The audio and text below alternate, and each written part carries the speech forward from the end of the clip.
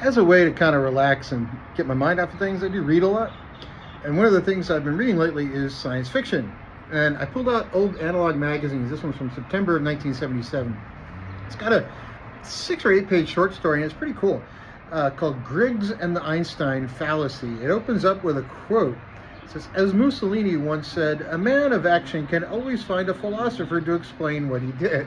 It's kind of an interesting quote. But the story is actually about this ship, this cargo ship that was cursed, right? Anybody ever have a car that's a lemon, just doesn't ever work right? And one of the sailors on the ship had this theory about it. So, well, maybe it's not cursed. Maybe it's just slightly out of phase with time. Maybe relativity is playing tricks on the ship, and it's just slightly out of phase with the time we're in. So when it works okay, everything's going great, you're in phase. When it goes slightly out of phase, things start to fall apart and crew members get killed and bad things happen. But it's a pretty cool little story. But it's science is absolutely wrong.